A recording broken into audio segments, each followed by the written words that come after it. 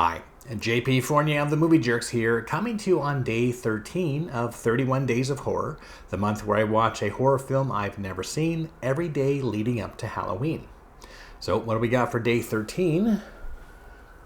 Yesterday we had My Soul to Keep, and today we get... oh boy. Things 2. Oh great. Things 2.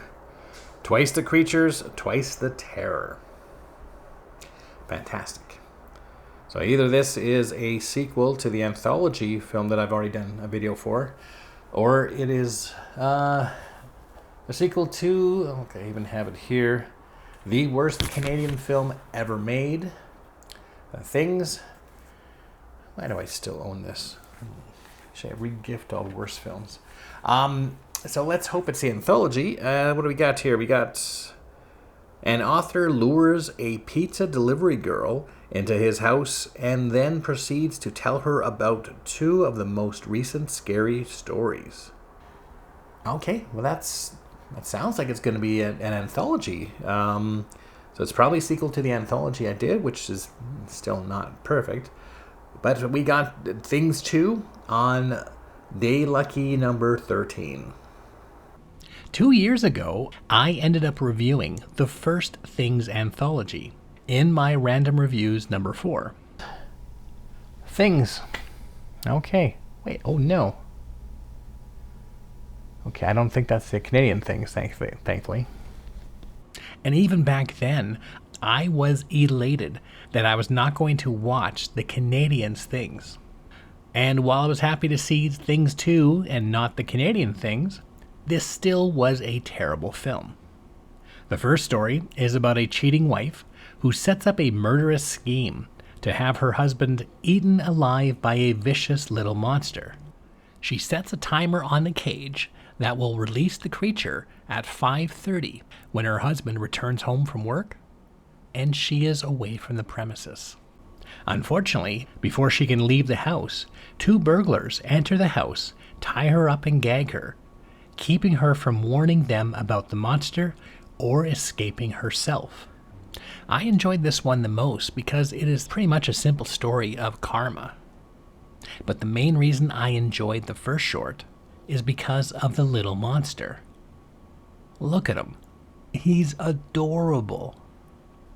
He reminds me of a airport convenience store stuffed toy alligator, but just covered with fake blood. What makes this so great, though, is that everyone's still on board to pretend this little guy is a real threat. And all the actors stay straight-faced throughout all this havoc.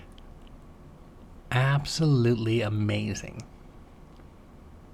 The second story, which is the longer of the two, or at least it certainly felt like the longer of the two, is about a chain of unexplained murders that are arising in a city. The victims appear to be attacked by an animal, which brings up the question, were they murdered by an animal? Was this a serial killer? Or could this be a werewolf? Or could it be a serial killing werewolf that's acting like an animal?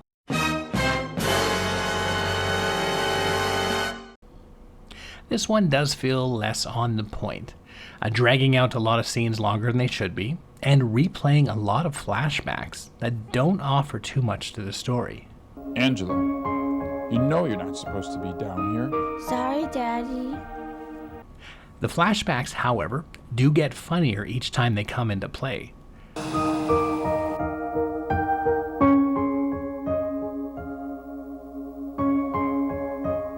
You like to watch me work? This is due to the exact same musical score that is played each time we are flashing back.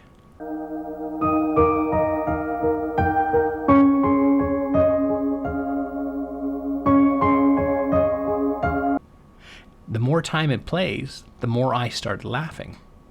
Funny. Maybe when my head hurts, I don't remember things so good. Now I wish I had this musical score every time something bad happened to me. Yesterday we had My Soul to Keep, and today we get... oh boy. Things 2.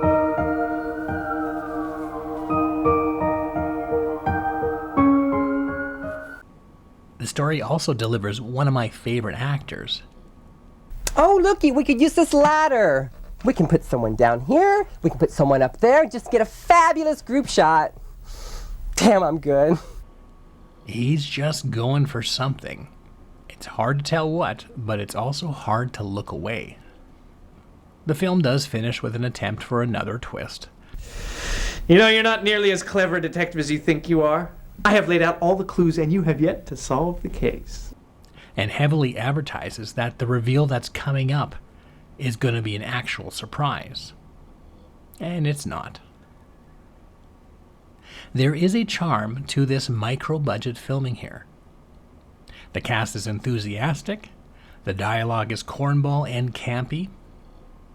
How are you going to explain my body with no pants on, huh?